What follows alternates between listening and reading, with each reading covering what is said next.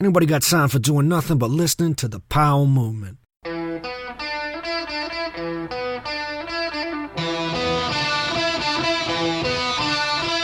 Welcome to the Powell Movement. I'm your host, Mike Powell, and this week my guest is an old friend, former snowboarder and snowboard engineer Sean Tedore.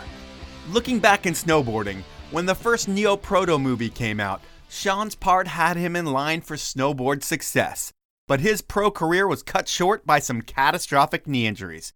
Good thing for Sean is that he was armed with an engineering degree, and he was ready to put that to use. The podcast this week is a fun conversation with a good, sometimes misunderstood dude. Before we get into it, I want you to start planning for winter and supporting the show. What I want you to do is head on over to Spy Optic's website, spyoptic.com, pick out some goggles, and save 20% when you enter the code POWELL20, that's all one word, at checkout. While you're at it, please subscribe to the podcast wherever you listen to it, follow me on Instagram at The Powell Movement, and send me an email if you have any questions or concerns. My email is mike@thepowellmovement, and I will get back to you. Finally, I want to thank my other awesome brands that keep this show going. They are Stanley, Evo, and the 10 Barrel Brewery. Now, let's talk to Sean Tedore. So I hear you're in between jobs, and the last I heard about you, you were selling cars, used cars it seemed at that. What were you actually doing? I was working for this website that sells vintage cars. It was a pretty cool website. It's really fun. If you get a chance to check it out, it's called bringatrailer.com. What was the most expensive car that you sold through that website? What was the most expensive? There was a 300 SL Mercedes that sold for, I think it was $1.3 million. But there was a LaFerrari on there that bid to $3.1 million, which was pretty crazy to buy a car online and spend that kind of money. Yeah, that's insane. I mean, do people buy these cars sight unseen other than internet video and pictures? Yep, pretty much. Did you get to check out a lot of the vehicles? Were you actually able to drive and see some of the cool cars? Yeah, we went to a bunch of events and did a bunch of stuff. So I got to see all sorts of crazy videos. Went to Monterey Car Week every year. And so that's a cool thing if you've never done that. Some of the most insane one-off cars you've ever seen, millions and millions of dollars. I went to a couple of the auctions this year, and one of them was for this Porsche that was called a Type 64, I believe, and it was supposed to set some world record sale. I think it bid up to like $20 million or something, but didn't sell. So it's pretty wild to go to those things and see those things in person, you know? Yeah, it sounds unbelievable. What kind of car do you drive, being that you're selling all these crazy vehicles? Me and the wife, we only have one car, and it's a 4 Series BMW. So it's a 435i Grand Coupe is what it's called. Whoa, stepping up in the world. I knew you as a Subaru guy, and it was always tricked out a little bit. Yeah. This is the first car I've had that's only two-wheel drive, and it's only rear-wheel drive. So living in San Francisco, you can get away with it. Living in San Francisco, what do you pay a month in rent? We just actually bought a house, which is kind of crazy. That is crazy. Congratulations. Yeah, rent here is ridiculous to the point that we were like, what are we doing throwing away this much money? We should just buy something so then we at least have some kind of equity. Yeah. Well, a place where rent is dirt cheap is where you grew up, and I think you're born and raised somewhere in Iowa. Yeah, so I grew up in Iowa, lived in what's called Cedar Falls or Waterloo, Iowa, kind of right in the middle of the state. It was a fun place. It was interesting for sure. And is there a lot of ICP there and juggalo type activities? Yeah, I'm a little bit older. I think when I was there, it was a little bit different than ICP, and it was definitely before the internet. So I don't think we got a chance to see much of that stuff. Okay. What was life growing up for a young Tedore like? Was it mom, dad, brother, sister, white picket fence, and easy life, or what was it? Yeah, so we lived in a house in Cedar Falls, and it was mom, dad, brother, sister, like you said. And then during the spring breaks and stuff, for some reason, we just got excited to go on these trips to Colorado, and we went to all these places. And back in 1983, to date myself, I learned how to ski. And while I was skiing, I saw some kids trying snowboarding. And since then, I was kind of like interested in it. So every time we go on a trip, I try to figure out a way to convince my parents to get me on a snowboard. Where do you even ride in Iowa?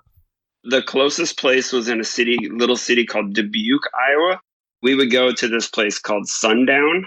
It's an interesting place where you park at the top of the hill. Then you ride down what I think were like river valleys or something. So you ride down into the ski resort and you get picked up at the bottom and it takes you back up to the top where your car is. So it's kind of weird, kind of backwards, but I think it's very Midwest. Icy terrain and hitting lift pole jumps than a lot of people in the bar? Yep, exactly. When I lived there, I definitely wasn't old enough to go to the bar, so I don't kind of remember that side of it, but it was definitely little highway hits that came off the sides of runs, and we'd try to spin off of those things, and it was definitely micro snowboarding at that time, very, very small jumps and little things, but it was so fun, and the style and the culture back then was so different than it is today. Everybody kind of was like rebels and renegades and listening to Jane's Addiction and weird, crazy bands like that, and it was really fun. Did you see a lot of camo on the hill there? There was definitely the full onesie. You get the onesie Carhartt camo or neon, all the hunter kids and stuff. You see that every time you go up? Yeah, for sure. For sure. I mean, Iowa is definitely a bunch of farm boys. So, you get all the farmers with wearing whatever they have. So lots of jeans tucked into their ski boots and jackets like that. It was definitely a lot of characters. It's totally different than when you wore jeans later on to look cool because they were doing it because they just didn't know. Yeah.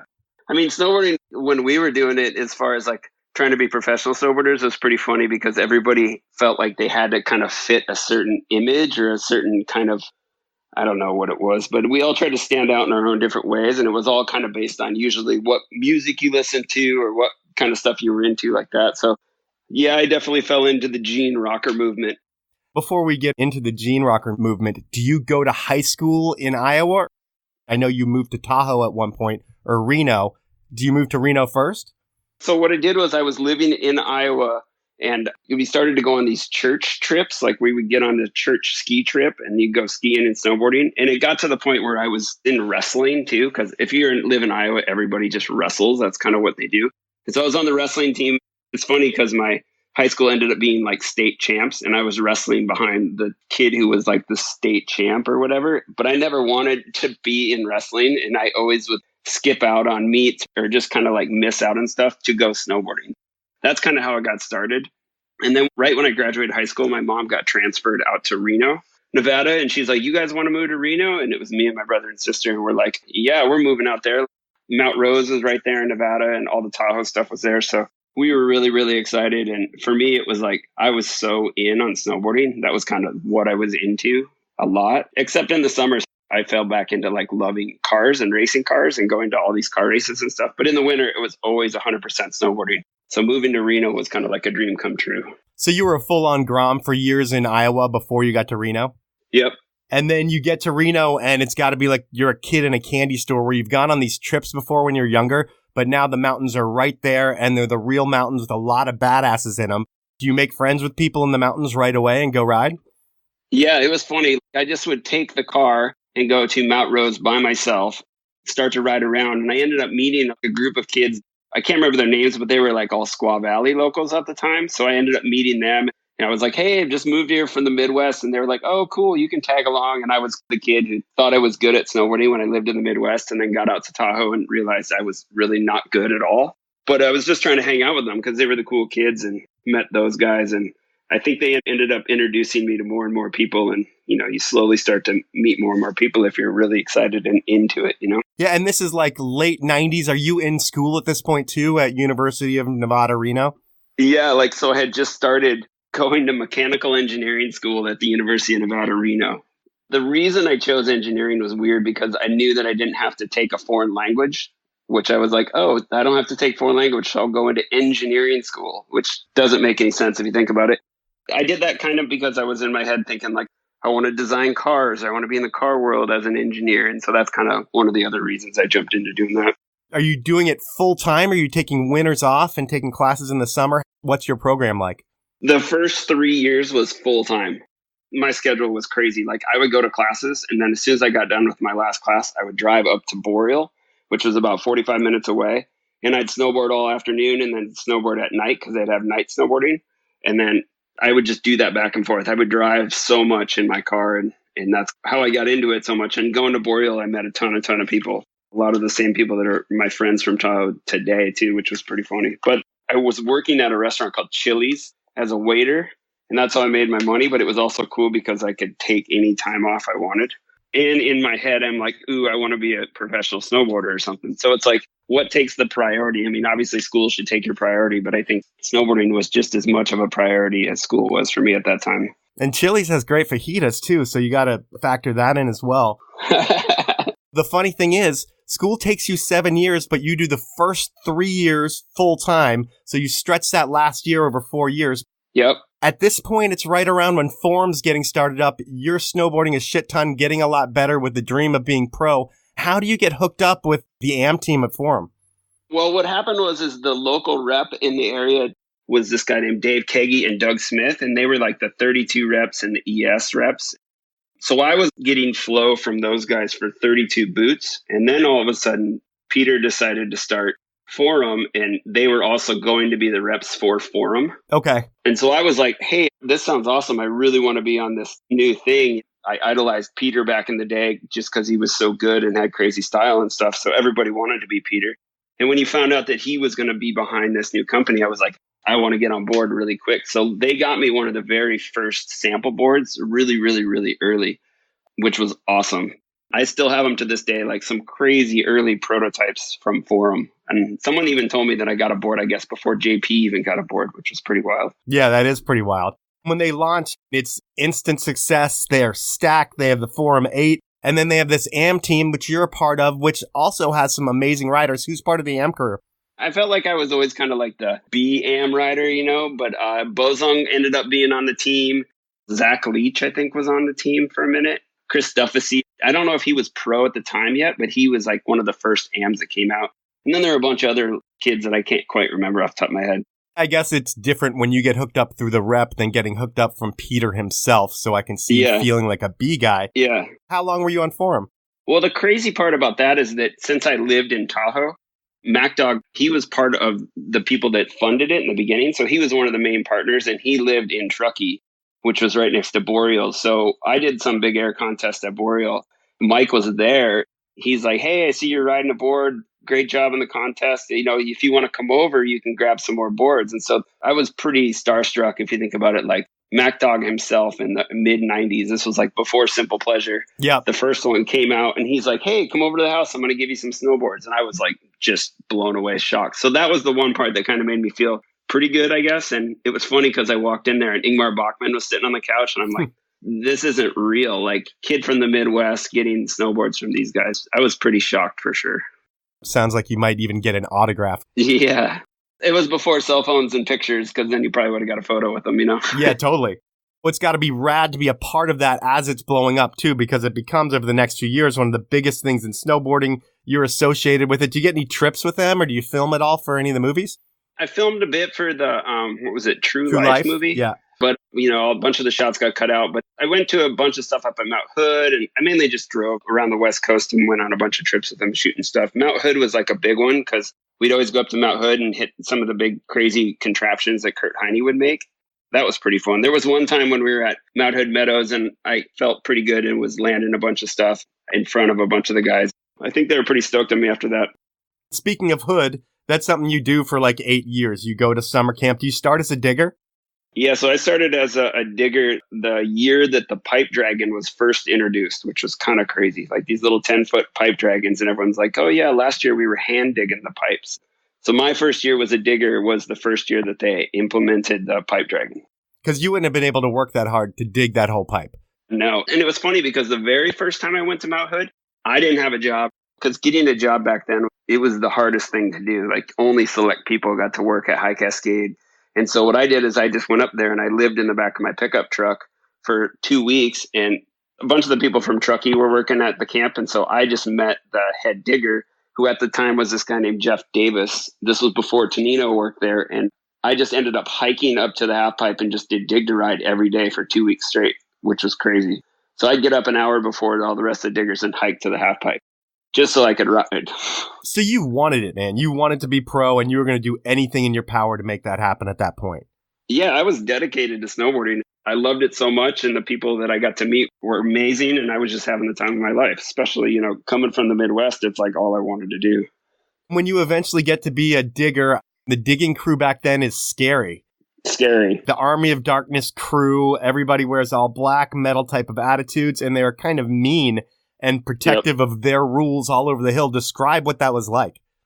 It was crazy because Jeff Davis ended up leaving for various reasons. And so we ended up selecting Tonino. So Tonino was the head digger, and he's kind of infamous as this scary head digger guy. Was he the Nitro team manager back then too? Yeah, Nitro team manager. He had long hair. He was very much a rocker, and he kind of led the charge with that. And so then we ended up getting a bunch of kids. I think Louis Fountain was a digger. Whitlake was a digger.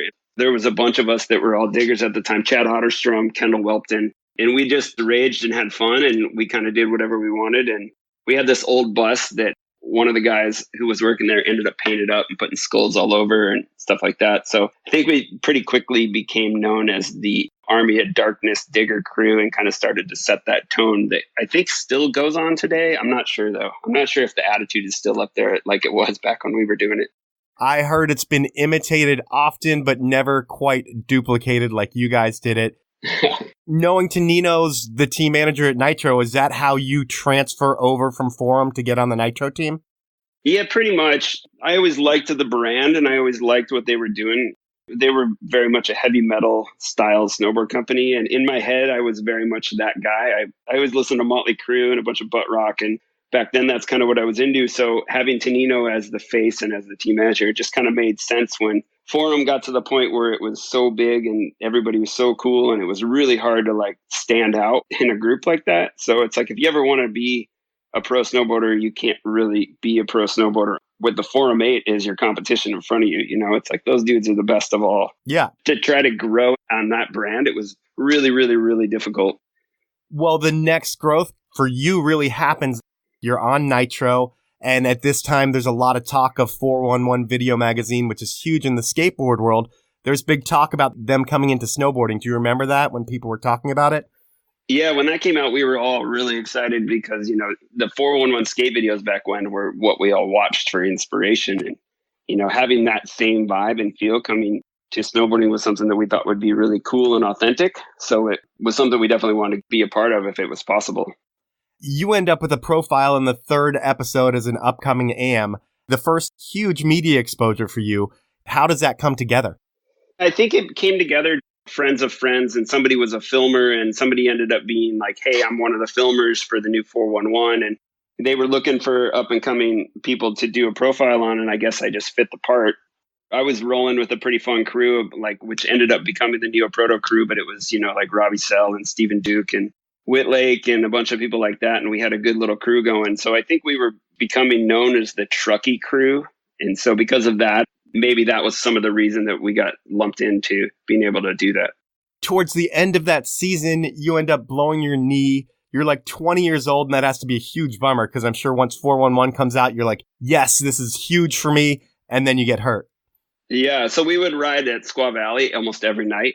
Back in the day, they had this little 2-person chair, and I think they got rid of it, but it was a 2-person chair, and they had these 2 like 30 to 40 foot jumps that you could link 2 tricks back to back. And I came up a little bit short on one of the jumps and hit my left knee, and it kind of popped weird, but it was okay. And I was just like, oh, this feels weird. So I went down to the bottom. And then the next day when I was at work, I kind of slipped on a wet floor and I heard it pop, and that was my left knee. And so that was my first entry into the fun of knees and ACL. So popped my ACL and had to get that fixed. I would think that you're really, really hungry as you've got this pro career that's about to start. So rehab for you, we're not going to talk about it this time, but I'm going to guess you work your ass off and you get yourself really, really strong. Yeah, I did as much as I could, but at the same time, I had no patience. So as soon as I felt sort of good, which was like 4 months, and an ACL, you're supposed to go at least 6 months. 4 months, I was like moving a lot and like teasing the idea to go snowboarding, you know, so not a good idea. No, that just sounds stupid all around. Outside of the injury, life is great, though. You're living in Tahoe with a shit ton of dudes. I think you've got a place with Sean McKay, Preston Stout, Luke Matheson, Robbie Sell, and a bunch of others. And I don't want you to take this the wrong way, but when I think of Sean Tedore, I think maybe there's a little bit of high maintenance to you, in my opinion. Yeah. And assuming that's true, does it make it difficult to live with such a large group? It was funny because we got this house, and it was a 3-bedroom house just outside of Truckee. And we ended up filling it with, I think, like 15 people that were like, quote unquote, living there. We had people in the hallway, people in closets, 2 or 3 people per bedroom. But I ended up somehow, because Nitro at the time was giving money to help rent the house. I ended up with the biggest, most crazy room. It was like the master room, with the idea that anytime Nitro riders came through Tahoe, they would stay in that room with me, as like the shared space. But nobody ended up coming. And so I ended up having the huge room all to myself, where everybody else was like sharing rooms and had roommates. So it's pretty funny. That is pretty funny. It sounds pretty comfortable for you. Yeah. I heard at that time that anything that went in the fridge that was yours got a name tag on it, Sean Tedore's. Yeah, possibly. You probably have to do that back in the day when you have that many people. It wouldn't surprise me if that happened. I can't quite remember. Maybe that's a selective memory thing. Now it is time for me to take my first sponsor break, and Evo has been supporting the Powell movement since day one. Evo was founded by pro skier Bryce Phillips almost 2 decades ago, and from day one, Evo has been focused on making sure you have what you need for your adventure. I've been shopping at Evo since they opened their doors, because they really are the best shop in the country, in-store or online. They have all the brands. The people that work there are approachable, knowledgeable, and fun. The website, evo.com, is best in class, and their stores in Denver, Portland, Whistler, and Seattle are all worth a visit, especially if you like to check out cool historic buildings. Evo saves buildings and does so much more for their local communities. Online, they offer free shipping on orders over $50, a no-hassle return policy, and a low-price guarantee. When you're in the market for gear, outerwear, accessories, please make sure you buy everything from evo.com this winter, or pop into one of their stores for some cool art, retail, and human interaction. Next up, it's Stanley. They are the brand that invented the keep things hot and cold category back in 1913, and they are located down the street from my house in Seattle. You remember Stanley from that green bottle that kept your grandpa's coffee hot all day long. They still do that, and so much more. When I think about Stanley, it's all about water bottles and pint glasses. The water bottle is a simple, classic Stanley style that keeps my water cold for a couple more hours than whatever you put your water in. The pint glass keeps my beer ice cold way longer than I need it to, and the beveled edge makes me hydrate faster for some reason. It just feels good. And you're going to want to feel good too. To do that, head on over to stanley-pmi.com, go shopping, and you will get 30% off your entire order when you use the code TPM30. That's all one word, the number 30. When you check out, you'll get that 30% off. Everything you buy helps support the show, so please do that. Now we're going to jump back into the podcast. We've talked a little bit about image, but I would think to you, image is a really important thing. You want to craft how people see you in the media, because I would think that you think about things like that. Yeah, everybody, especially in snowboarding, because it's so competitive, you got to kind of always in the back of your mind think about your image, right? You got to have something that makes you stand out or different. So definitely probably thought about that quite a bit. Choices on clothes and going out, you think about that with a marketing mind? Yep. Kind of marketing mind, kind of. I always kind of just did what I wanted or what I liked. Tight black jeans I've worn forever. That was pretty fun. One time for Halloween, I dressed up as Tommy Lee or Vince Neil or one of those guys. I wore black cowboy boots. And because of the black cowboy boots, I liked them and they were pretty comfy. I ended up wearing them to bars and stuff later with tight skinny jeans. And it became kind of this rocker thing. I don't know. It was fun to do. And I had long black hair that was dyed black. And I had a hair straightener and was straightening my hair. So those times were wild. You were part of the first wave of tight jean wearers, I would say, in the snowboard world. Before that wave, what was your style? I'm not really sure. I came from the Midwest, and before that, we would all just wear normal snowboard clothes. But I always liked a lot of the Foursquare stuff, because we would get flowed special blend in Foursquare when we were riding for Forum. Yep. So I wore a lot of the Foursquare stuff. So I guess there was a point where it was baggy pants, and what was the style? There was a style where you had, I think there was elastic around the bottom of the pants or something. I can't quite remember, but Peter had the style down pretty good. And everyone started to run the little dangler things off their pants pockets. And it was kind of all over the place. So aside from style, what you're known for in snowboarding is your Neo-Proto part the first year. Before we even talk about the video and what went into it, how does the Neo-Proto idea come up? Because it's totally different than the super pro movies that we see everywhere else in snowboarding at that point. It's focusing on up-and-comers and people that haven't been heard of before. How do you guys come up with that concept? So Pierre Menhondo back in the day made a movie called Mixed Elements, which was a local Tahoe movie. And it had all the Tahoe kids in it. And a lot of us ended up working up in Tahoe after that. Or not Tahoe, up at Mount Hood. And so we were up in Mount Hood one summer and we were all like, man, we want to make a movie, but how do you get into the big movies, this and that? And funny, Kevin English, I think, was one of the main people behind it, was like, why don't you guys make like a real serious AM movie? Like find all the AMs that are supposed to be the next up and coming AMs and make like a movie. And so we were like, that's a great idea. Started to put it all together. The trickiest part was trying to figure out who was going to film it and what we were going to call it and stuff like that. And Pierre ended up being the guy that kind of ran it. And so it kind of all generated out of Mount Hood. Mount Hood's crazy where it just breeds ideas and it breeds brands and it breeds all these things. And being up in Mount Hood with all these kids, we ended up coming up with it. And so we planned it. And I don't know where the name came from. I think Corey Smith maybe came up with the name or something. We all kind of just next season started going for it. And it came together throughout the winter, which was really fun. And it gets more legitimized when Whitey comes in. Kingpin's working with these guys. This is a serious movie. Yeah, Kingpin distribution. So Whitey was involved. It was all based out of Portland at the time, as far as the editing and stuff. Pierre was staying, I think, in Corey Smith's basement editing the movie. And it turned into a pretty good little rock and roll show for sure, getting that movie made. There's a lot of rail stuff going on throughout the movie, but your part is totally separate from that. It's all jumps and you stand out completely because of that. Is that calculated on your part? Like, hey, everybody's doing this, I'm going to do that?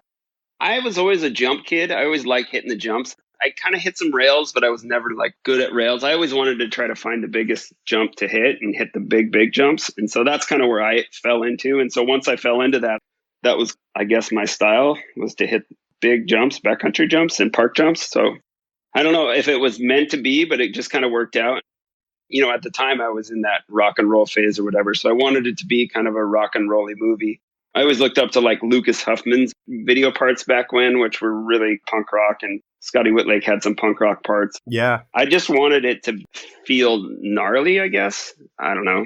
Whitlake told me one time, he said this quote where he said, if you're not standing on top of the jump completely scared out of your mind, then it's not worthy of a video part, which is so different than it is today. But that was the mentality that we had back when. So it was like, if I'm not completely terrified of this, it's not worthy. And so that's kind of some of the stuff that we were thinking back in the day. That year, towards the end of it, speaking of gigantic jumps, Superpark is known for gigantic jumps. And this is the event with the biggest jumps in snowboarding. Progression happens at this event. You're like a wide-eyed 21-year-old. Is that your first Superpark? No, I had been to Superpark before, but this was the one where we kind of had a lot going on. We had Neo-Proto, we were filming all year. So this was kind of a bigger Superpark for us. I think it was in Breckenridge. Are the jumps intimidating? Are you scared shitless like Scotty wants you to be? Yeah, I mean, all the jumps are, 60, 70 feet and huge takeoffs and long runways. And it's all the best snowboarders at the time. Everybody's there and everybody's hitting stuff and all the team managers and all the magazines. And so you feel all this pressure to go and try to do something or try to really stand out, because back then you could literally hit one jump and make your whole career. I mean, Travis Rice started off his whole entire career by doing one of the biggest backside rodeos on an end-to-end park jump at Superpark at Mammoth one year. And that kind of set the tone for him. So we all saw that happen and we were like, we got to hit everything. We got to make it look like we know what we're doing and stuff like that. And you come up short on a huge table and absolutely destroy, I think, your right knee this time. What do you actually do? Take us through the list of the explosion. Yeah, so it was funny because the night before we were all out having fun at the bars and drinking and stuff. So we had been hitting this jump the day before and it was great and fine and everything. We knew the speed and stuff like that. And so this next day, I was standing on top of the jump and I was standing next to Brandon Bybee. He looked at me and he goes, how fast do you go to this jump? And I'm like, I don't know, we'll see. And so I just turned and dropped in. And at the time I was doing cab fives were like my safety trick for me, like cab five off your heels. Mm-hmm. So the runway was super long, like long runway. And right before the takeoff, it kind of dropped down. It was like a dip and then it went right into this huge big takeoff. But what I didn't know is they threw a bunch of salt at the start of the dip and then all the way up the runway. Yep. So it's really slushy going into my heels. I come over the first roll and then it's just a sheet of ice.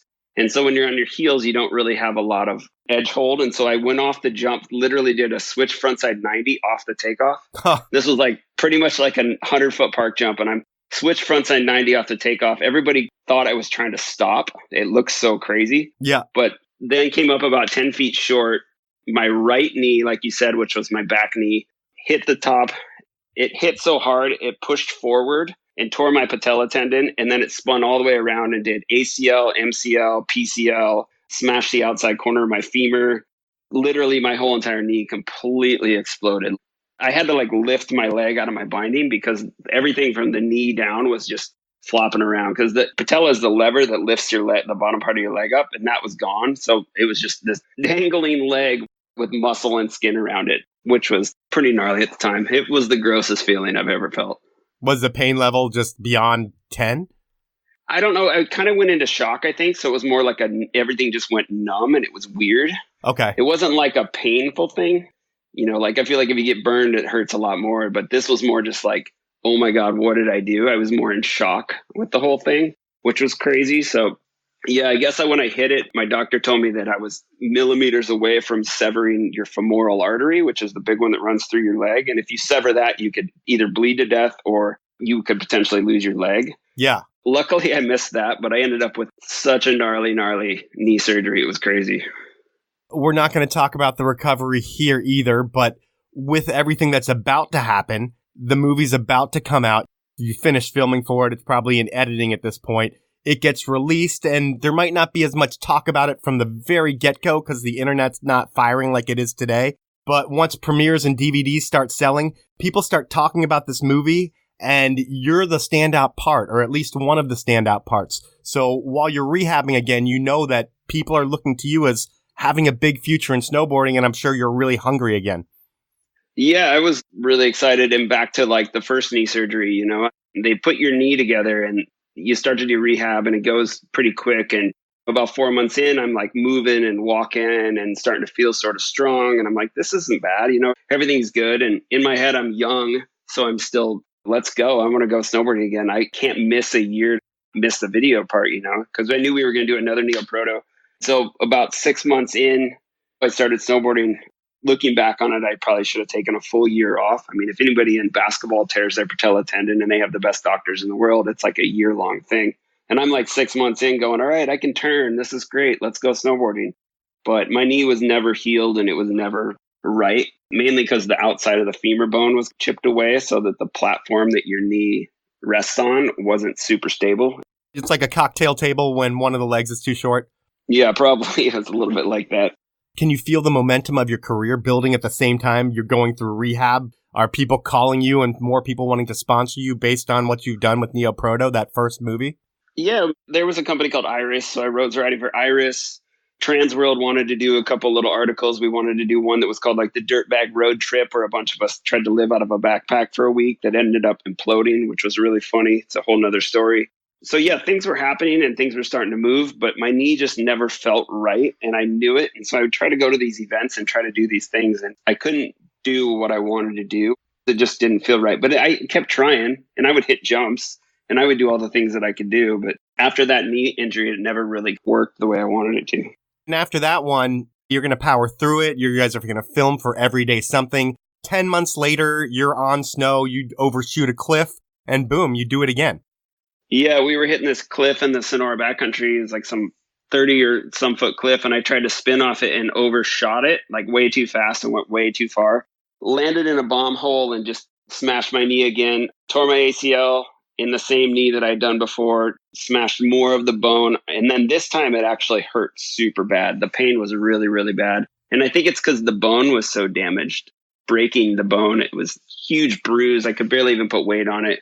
So that ended that season pretty quick after that. That has to be absolutely defeating. I mean, when you spend months upon months rehabbing year after year after year, regardless if you have momentum in your career, it has to be just frustrating and depressing when you blow your knee again. Yeah, it was pretty sad for sure. I was so hungry and I just wanted to keep trying to learn stuff and do the best I could. And it limited me so that I couldn't do that, So I had to figure something out and I didn't know what to do, but I just kept kicking along. And do sponsors stick by you through all these rehabs, or do you get dropped when you're injured? Yeah, I mean, at the time, it was a lot of flow stuff. So my biggest sponsor was Nitro. And Tonino at the time, I had to call him and he was so bummed. He's like, you idiot, what are you doing? He would have rather I didn't even snowboard the whole year than try to snowboard. So everybody was super cool and nobody really did anything. I mean, they still flowed me stuff. I was getting stuff from Electric at the time as well. Did you ever get money from being a pro snowboarder, other than contest money? Yeah, and I got money from Nitro and a couple other companies, but nothing crazy. There was a company called Ambiguous that ended up picking up some snowboard kids, and I got some money from them too. Do you ever make more than 20 grand in a year? Not even that. It was funny. Like, I was never one of the rich kids who got paid 40 grand a year or something, you know? But you were on track. Had those injuries not happened, your career could have been something. Unfortunately, it isn't because of injuries. And the saving grace for you is that you get your mechanical engineering degree and you can use it to stay in snowboarding. And for you, getting to be a desk jockey, the way you get in is the least likely person to ever get anybody into corporate America, Ryan Runke. And tell us how the whole process works with getting into K2. Well, I was going to school, and my guidance counselor at the time kept going like, well, what are you going to do? You're almost going to graduate. And I was just joking. I always said, I'm going to design snowboards. That's what I'm going to do. And they're like, okay, cool, you know? And then once I got hurt and I knew that snowboarding was kind of done, Runke hit me up because he was the K2 team manager at the time and said, hey, there's a snowboard design engineer position at K2 and you're an engineer, like you should apply for it and I'll refer you. So I was like, of course, that sounds awesome. And so applied for it, interviewed, and ended up getting the job as a design snowboard engineer for K2. Do you have to call Nitro and let them know that you're taking a job with the enemy? Yeah, pretty much. But I mean, at that time, there was so much understanding that it was kind of like I was moving on due to injury that everybody kind of just knew. What is the adjustment for you when you move to Seattle and have to deal with the weather? The one thing that really got me, which I thought was pretty funny, was Blue Montgomery was living up there and he'd been living in Seattle for a while and it was pouring rain outside. And he's like, yo, let's go. We're going to the mountain. It's a powder day. And I look outside and I'm like, it's raining. We're not going anywhere. Because living in Tahoe, if it wasn't blue skies, we never went snowboarding. If it was gray out, we'd be like, oh, it's gray. Must be crappy and flat light at the mountain. Tahoe was such a crazy place where it would snow 2 or 3 feet overnight. And then the next day would be super bluebird. So that's kind of what we were used to doing. So when I first moved to the Northwest and Blue's like, let's go ride powder, I was like, I'm not going to ride powder. It's pouring rain, but ended up learning that that's just kind of the way it is up in the Northwest. And you end up getting some of the best snow of your life when it's snowing while you're riding. And that heavy snow is really good for bad knees. Yeah, super good, especially when you have no cartilage left and you're literally bone on bone and it just kind of beats your knee up. Well, when you're at K2 with those bad knees, they let you do a lot of shit, even if you have no business doing it. Did school prepare you for K2 or was it pretty much learning on the job? It did a good enough job to the point where when I got there, I had a really good understanding of how everything worked. But obviously getting in and actually diving in at how snowboards are designed and all the different parts and things that go into it was a learning experience that you can't get unless you're actually in there working on it.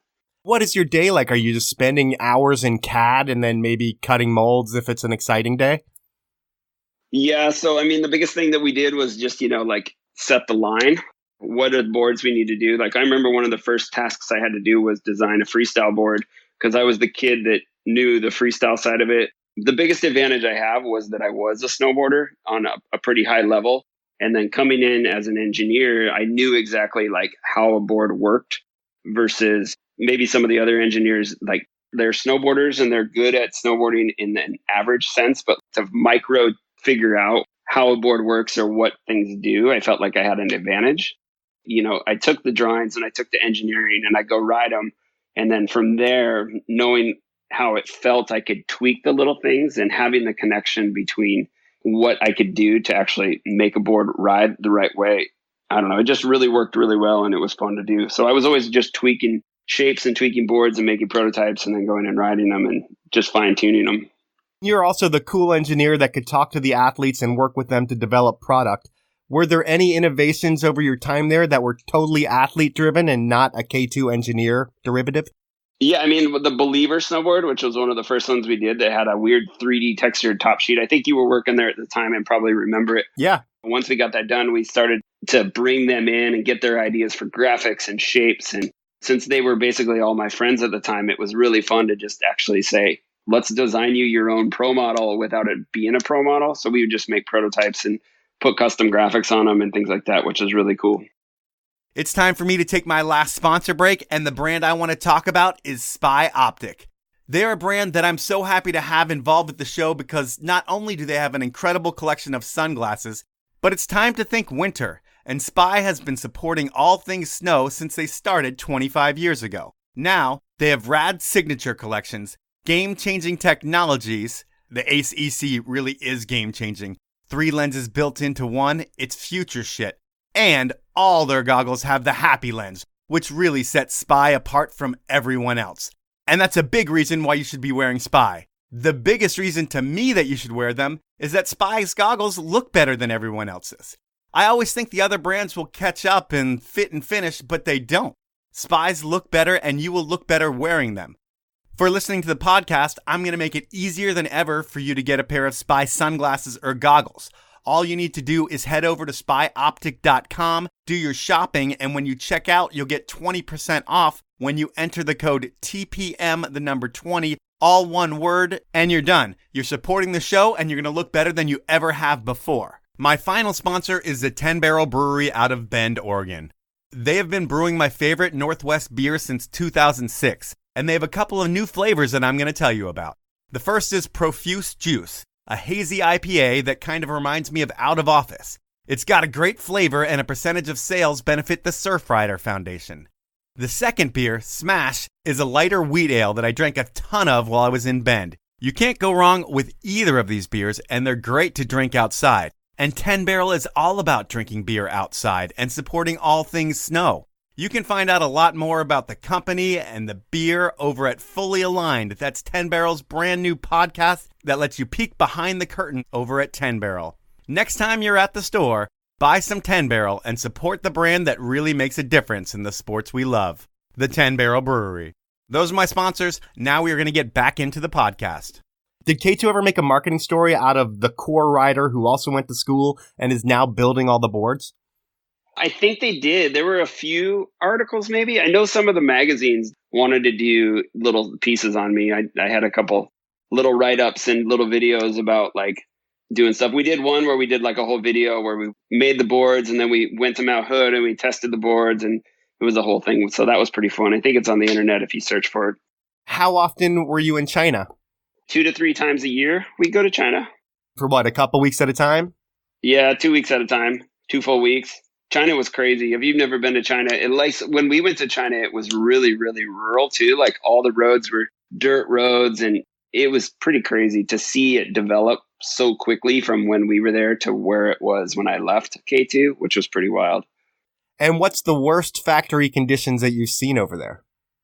Oh, God. I got some photos of like just glue and press all over cables and wires, like just raw wires, like finger twisted together that are just the most scary looking things. Like the whole thing could burn down at any point. But this was back when and before they had all the processes figured out and stuff. But it was fun. We'd ride bikes around. We'd go into the little town and eat the chicken on the side of the street. And we get pretty into it, which was pretty fun. What is the weirdest thing you ate over there? Probably what we called the Jesus chicken. Or actually, we would go to this thing where it was called like a hot stew pot thing. And it was just shrimp in a bucket with all the shells and the heads and everything on it. You just had to pull them apart and eat them, which was pretty wild. But then we would go to this buffet. We'd go with all the workers and the workers loved it. And there were bugs there and there were snakes there. And all the workers loved all the bugs and snakes. And we were just like, this is crazy. Like, it was too weird for us. Did you have those dinners where the factory owner would take you out and it was your job to drink as much as they drank and eat everything they ate? Yeah, definitely a bunch of those for sure. In their mind, they were like, oh, we're going to show these guys a good time. And they think that that's what it was. And then for you, it's like, well, I got to keep up with these guys because they're trying to show us a good time. So there were definitely some late nights, and then ended up taking like motorcycle taxis back where like the taxi, you just ride on the back of some random guy's motorcycle all through this scary town back to the factory, which was pretty wild. This is also a time when you're back in the States that there was a whole K2 crew that you were hanging out with. And I'll say you were very selective back then. If there was something going on and someone was going to tell you about it, you wouldn't say, yeah, I'll see you there at 8:30. The first question would be, who's going to be there? And I would say there was often an air of too cool in all things Tedore. And what was that all about? I don't know. I always have this thing where I just want to know what everyone's doing and what's going on so that you can pick the most fun thing. Everyone has this saying FOMO, fear of missing out, but we tweaked it so it says FOMSA, the fear of missing something awesome. And I just wanted to know what all the awesome things were so we could pick the most awesome thing. It wasn't too cool in any way, and it wasn't meant to be like I'm too cool or I'm cooler than you. It was more about like I want to know all the options so we can pick what's going to be the most fun. Okay. Tell us the deal around your nose job. Did I get a nose job? I think I did. I had a deviated septum back when, so I went in and tried to get the deviated septum fixed. And the guy I went to just wasn't very good. And so he literally gave me all the things you'd have to deal with like a nose job or a deviated septum fix. And it didn't fix anything, which was pretty funny. Sounds awesome. Yeah. So eventually you leave K2 and you go to Capita. And that's a brand built by another Iowa guy, Blue Montgomery. They are all about snowboarding. They don't make skis, skates, or anything else. They just mess with snowboards. They have their finger on the pulse. What's the driving factor in you leaving K2 and going to Capita? I always loved Capita, and me and Blue had been friends for a super long time. He grew up in Iowa. I grew up in Iowa, and he was a pro snowboarder. And so we were always like kind of the two people that kind of got out of Iowa as pro snowboarders. And so knowing that he had this company, which I thought was an amazing company and I looked up to, I always wanted to work for Capita, but Capita was never big enough to hire a full-time engineer.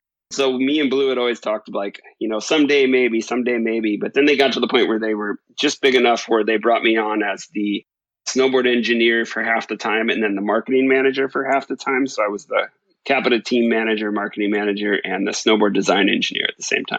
And how much time are you spending doing each? It was probably 50-50 for sure. We'd go to Austria and engineer the boards and stuff like that. And I was always doing the drawings and stuff. And then once those were done, it would flip right into, helping with catalog, helping out with the team, going to all the different events, stuff like that. So it was a good 50-50. And I learned a ton doing that because, at K2, I was all engineering, but I really wanted to be part of the marketing. And so I was always in the marketing room and talking to the marketing teams and working on graphics and all of that stuff. So I always wanted to do more of the marketing side of it, but I just happened to have an engineering degree. And so I knew the engineering. So knowing that I could do both was, I think, the one reason that Blue thought it would be good to bring me on. You last 2 years there because I think you're cherry picked back to K2 to be the global brand director over at Ride Snowboards. Is that how it happens? Do they come to you and say, hey, we want to throw a bunch of money at you to bring you back here and bring Ride back to its glory days? Yeah, kind of. I think so. Jeff Matura called me one day and he said, hey, look, we're doing a reorg at Ride and we're looking for someone to come in to kind of like rebrand the whole thing. And he's like, the building, the people, the brand. We think you'd be a good fit because now you've seen what they're doing. And I don't know, maybe I was doing a good job at Capita or something. But yeah, Jeff called and said that he thinks I'd be a good fit for it. So he brought me in to interview. Did they make you an offer you couldn't refuse? I think so, but it's also snowboarding. It was a good offer for what I wanted. And for me, it was just a cool opportunity. I was definitely very scared and felt overwhelmed to be coming into such a cool, iconic brand like Ride and having this responsibility of like, hey, you got to figure out what we can do to make this popular again. Because I guess at the time it was like the good brand, but there just wasn't the interest like there used to be. And it was kind of, I guess, trending in the wrong direction. And they just wanted to flip it over and bring it back to what it was. Ride was born on irreverence. They always did whatever the fuck they wanted. And they're on the edge with their ads, their team, everything. And then after 10 years of being on K2, they sponsored some contest guys and some things seemed to get different in my eyes. And it was for you to bring back the party vibe? Yeah, well, the biggest thing that I noticed when I got there, especially from the team aspect, like nobody from the team hung out with each other. There was the one super contest kid and then there's a rail kid and then there's another kid. And I never thought that that's a good way to have a team because a team should be, cohesive and everybody should want to hang out and have this vibe of like fun. And I mean, that's what snowboarding is. Snowboarding is all about just having fun and hanging out with your friends and that type of thing. And it just didn't feel that way. It felt too corporate. And I just thought that the best thing to do was try to refocus it again and bring it back to what it was back when. I mean, the original Ride team was crazy with Dale Rayberg and Russell and Blattner and all those guys. And they were all close and tight and snowboarded together. And so I just looked at with the history of the company and was like, let's just bring it back to what it was. The cool thing about that original team is I still think they hang out together and ride together when they can. Which is amazing. See, that's how it should be. And hopefully moving forward as Ride continues to grow down the years, the kids and the people that we brought on hopefully are still friends and they want to be friends for the long term, Yeah. You now have a different title and level in the corporate world. And Is the pressure immediate for you to make moves and change this thing? Are you having to go to big time meetings with people that you're not used to sitting in the room with? Yeah, I mean, when you're in the room with the CEO and you have to do all these presentations to all the executive teams, it definitely changes your mindset a little bit. You're now the fall guy for everything that happens. You know, in the past, you'd always is like, well, this is what we did and you're the boss, you go deal with it. And so now I had to be the guy that kind of went into the room and it tried to explain what we were doing and why we were doing. And in the beginning, it was hard because we were making all these moves, and the snowboard industry, it's a 2-year cycle just to make any sort of movement. So we were making all these changes, but we were still trending down. So the corporate management was like, well, what are you guys doing? You're trying to do this stuff. And, oh, I don't get what you're doing. What's all this black and gray and white? And it's super simple. And the numbers aren't any better. And we just kept saying, you got to wait. Like, you got to wait for the selling cycle to come through because the consumers haven't even seen it and the buyers haven't seen it. And so it was a really, really hard time trying to convince everybody in the beginning that what we were doing was going to work. I don't know. There's really no analytical way to explain it. You just kind of have to be like, look, it's a feeling we have and we know the industry, and you kind of have to trust us and say, that's why you hired us to do this. And so I think it worked. In that context of being in the corporate world and having to make people believe, and at first they're probably frustrated because the numbers aren't increasing right away. What's the worst meeting or day that you've had on a corporate level where you leave the office feeling really small and wondering if you're going to have a job again on Monday? Well, the old CEO, who I thought was a great guy when he came in, and I still think he's probably a great guy. I don't know. Robert Markovich. Yeah, we had a meeting one time when it was literally all of the teams. It was like the head of K2, the head of ride, and the head of line. And so we were all in one big meeting. It was a product meeting, and he played devil's advocate on everything we said. And so everything that we brought to the table was literally like, well, what are you going to do? Well, why aren't you doing that? Well, why aren't you asking the customers, or have you done a survey to see if these are the right decisions? And we're all like, this is impossible. Like, how can we convince him what we're doing is right? You know? So after that one meeting, I remember it. I think Jim Lindbergh can also tell you that we were all just like, we're all going to lose our jobs. This thing is going to go south. So trying to get buy-in was always the hardest thing to do. Was that the big difference between being at K2 and being at Capita, is meetings like that? Yeah, I mean, the Capita, it was me and Blue. And Blue is a snowboarder true and true, and he gets the industry and he knows what's going on. And so when we would both have a suggestion and we'd be like, this is cool, we should do this, and be like, yeah, let's do it. And then we would just do it. It wasn't a publicly traded company, and we didn't have a bunch of people that we had to report to because Blue was the founder of the company. So it was way easy. We just kind of did what we thought was cool. Yeah, and I think at this point in your life at Ride, the big story is your knee. You need a knee replacement and you can barely walk. Your legs look like you've been riding a horse all the time. They're all bowed and funky. Yeah. And you've got major issues. It's visible just walking down the hallway. You have the biggest surgery of your life. And what is that experience like? Yeah. So, I mean, obviously you've heard all the knee story injuries. And so the funniest part about it is my very first ACL surgery on my left leg was the one that really, really, really wrecked my whole knee. So they pulled out so much cartilage and meniscus that was the one that really made my knee look pretty messed up. But then throughout all the other injuries on the other knee, I was on crutches for a long, long time. And so I just kept using my left leg a ton, and it just wore it out to the point where, like you said, it was completely bowed. My legs wouldn't even touch the knees together, and it just looked gross. And it got to the point where I couldn't even walk very far. Everything hurt. Snowboarding wasn't even fun. People would be like, let's go snowboard. It's a powder day. And I would take like 5 ibuprofen before I even left the house, and then another 5 ibuprofen once I got to the resort. And it was just unhealthy. And then it got to the point where, as 36 years old, I went in to get my knee looked at, and he's like, you have knees of like a 70-year-old.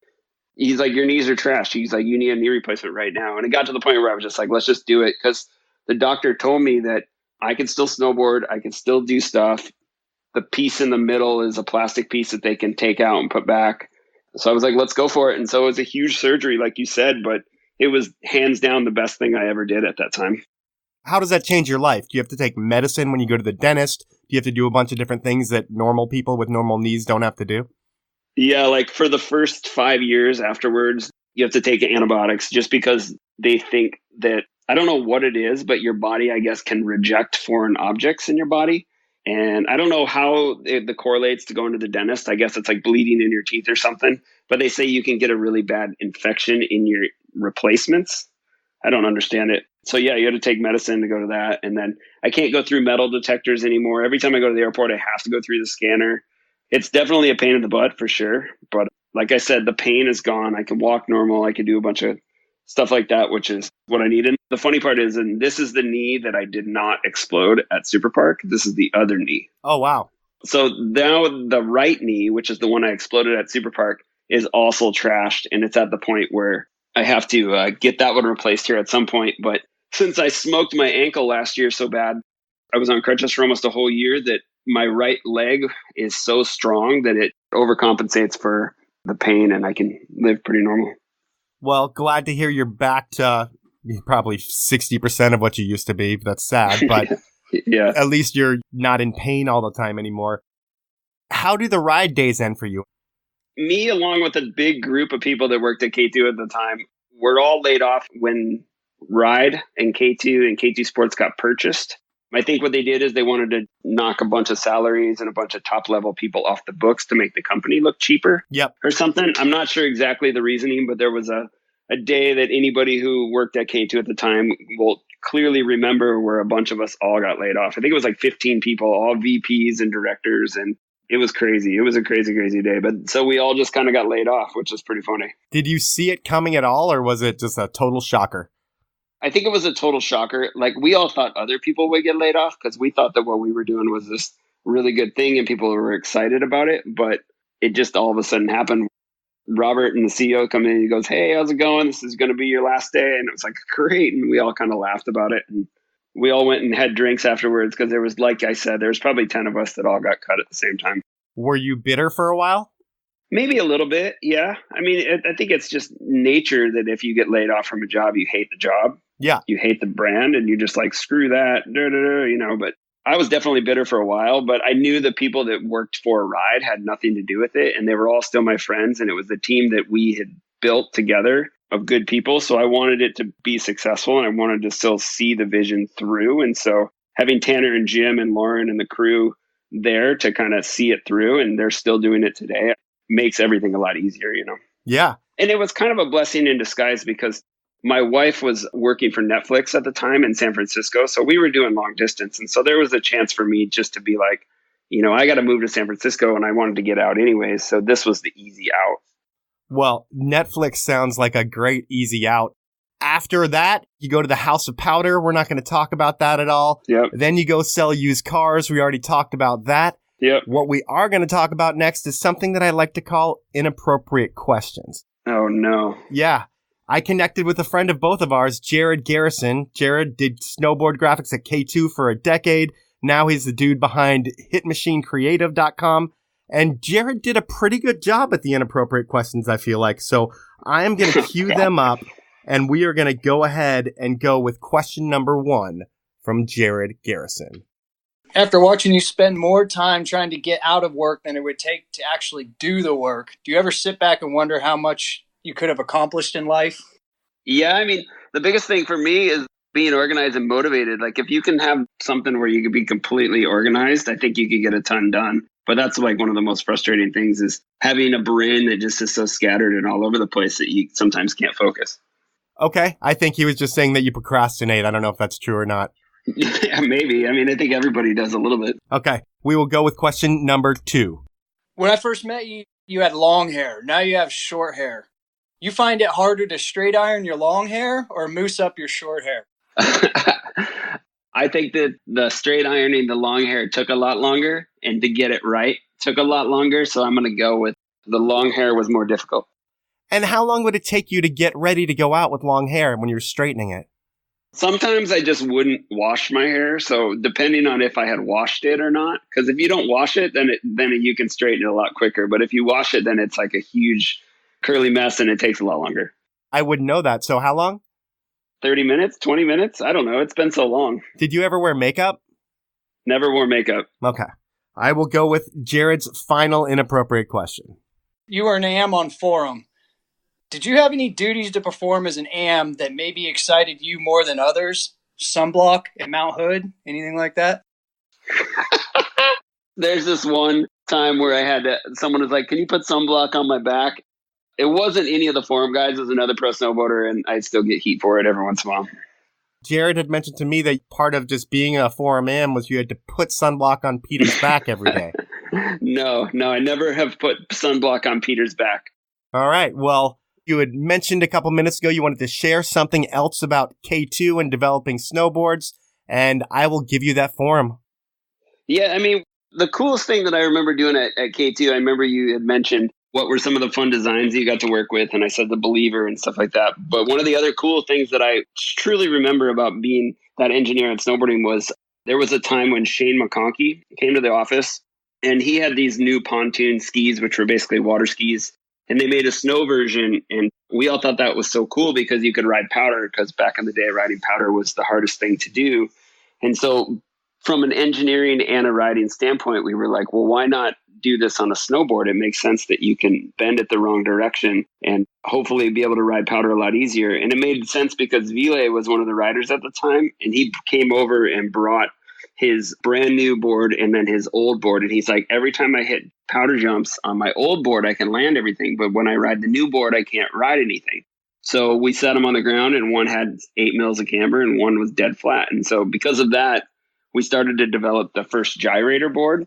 I feel like it came out the exact same time as the LibTech Skate Banana. We were both at the trade show at the same time. I think LibTech went in quite a bit heavier with their marketing push, but it was cool to be able to be on the forefront of that whole rocker movement back then. And, you know, being able to run like the engineering side of that stuff was something that I still to this day feel like was one of the coolest things and coolest opportunities that I got to do working at K2. Yeah, I mean, it's pretty rad, especially being on the forefront of rocker and camber and the blend of it all. You were right there. Yeah, it turned into something way crazier than we ever thought was possible. And to the point where camber and a rocker, it's not a standard thing anymore. It's now everybody's just mixing them all together and turning it into something that's more of a crafted board than just, you know, your standard camber, non-cambered boards. Awesome. Well, Sean, I want to thank you for your time. I've known you for, I think, like 15 years now. Yeah, it's been a while. Yeah, I've seen you walk normal to not walk normal to walk normal again. I wasn't around for any of your pro career, but in doing the podcast and doing some research, it's always nice to read back on friends and seeing how awesome they were, even though they're not as awesome anymore. Well, I appreciate the time, and I appreciate you wanting me to participate in your super cool podcast. I listen to it all the time, and, you know, you're doing a killer job with it. So that was time with Sean Tedore, and while his life doesn't suck, I can't imagine how I would feel if I was good enough to be a pro snowboarder, actually was one, put out a part that people were talking about, and then was never able to follow it up properly.